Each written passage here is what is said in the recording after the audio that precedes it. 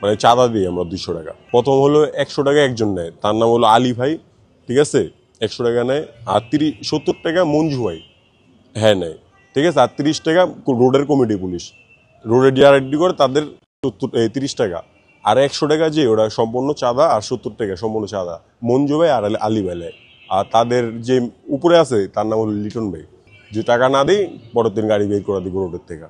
আগের থেকে মানে এখন বাড়তেছে, আমি যা দেখতেছি, মানে এখন থেকে আগের থেকে একটু একটু করে আমি দেখতেছি আজকে বাড়তেছে, আরো কমতেছে না। মানে আমরা যা ধারণা করছি বা পুরো সারা বাংলাদেশের মানুষের ধারণা ছিল যে আর চাঁদাবাজ বা কোনো দুর্নীতি দেখা যাবে না, সবকিছু নিয়ন্ত্রণে আসা পড়বে। কারণ যারা দুর্নীতি করতো বা যারা চাঁদাবাজি করতো তারা তো চলে গেছে, এখন আর কারা?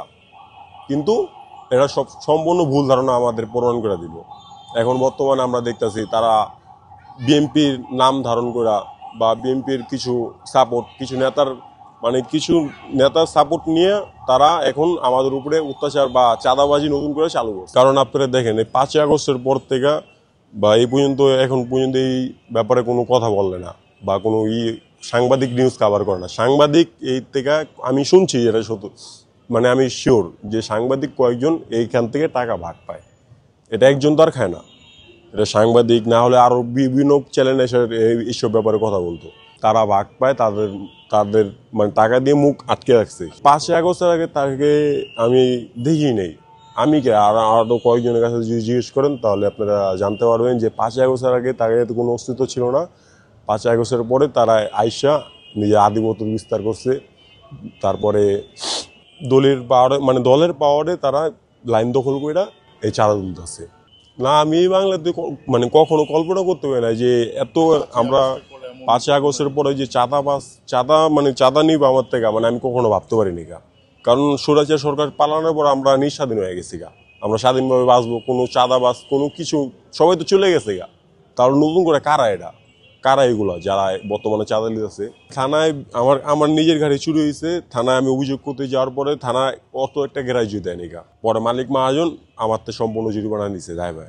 এরকমই আমরা গাড়ি যদি চুরি হয় বা হারায় যায়, কোনো ফিরা পাওয়ার কোনো অপশন মানে আশা করি না আমরা। এই গাড়ির কারণে অনেকে মারা যেতেছে, গাড়ি মানে হত্যা করে লেগে যায় গাড়ি। যেরকম মানে গাড়ি আমরা এক জায়গায় রেখে গেলাম বা কোনো জায়গায় ফেলে মানে কোনো জায়গায় রেখা বা নামাজ পড়তে গেলাম বা খাবার খেতে গেলাম, তখন গাড়ি চুরি হয়ে যায়। এই গাড়ি কোনো নাম্বার প্লেট নাই, সরকারি যেরকম ইঞ্জিন চালিত গাড়ির নাম্বার প্লেট আছে, ওই গাড়ি মানে চুরি হওয়ার অনেক সম্ভব কম, চুরি হয় না। আর আমাদের গাড়িতে কোনো নাম্বার প্লেট নাই বা কোনো কিচ্ছু নাই, ওই গাড়ি চুরি হওয়ার পরে বডি মুড়ি চেঞ্জ করে ফেলায়, ব্যাটারি বিক্রি করে দেয়, আর গাড়ি পাওয়ার কোনো সম্ভাবনা নেই। পরে পুরো সম্পূর্ণ ড্রাইভারের উপরে যায়। ওই যে আমাদের যে গাড়ি তো কারেন্টে চলে না, তাই চার্জ বিল দিতে হয়, চার্জ বিল 220 টাকা। তারপরে যে রোডে চলি আমরা লাইনে, শিক্ষণ থেকে নিউ মার্কেট লাইনে গাড়ি চলে, ওই লাইনে 200 টাকা খরচ আছে আমাদের, মানে চাঁদা দিই আমরা 200 টাকা। আমাদের প্রথম কিছু কয়েক ভাগে টাকা 200 টাকা যায়। প্রথম হলো 100 টাকা একজন নেয়, তার নাম হলো আলী ভাই, ঠিক আছে, 100 টাকা নেয়। আর 70 টাকা মঞ্জু ভাই, হ্যাঁ নেয়, ঠিক আছে। আর 30 টাকা রোডের কমিটি পুলিশ, রোডে ডিআরআইডি করে তাদের 30 টাকা। আর 100 টাকা যে ওটা সম্পূর্ণ চাঁদা, আর 70 টাকা সম্পূর্ণ চাঁদা মঞ্জু ভাই আর আলী ভাই নেয়। আর তাদের যে উপরে আছে তার নাম হলো লিটন ভাই। জি জি জি, তাদের বিএনপির থেকে ব্যাকগ্রাউন্ড, মানে বিএনপির থেকে তাদের সাপোর্ট দেওয়া হয়।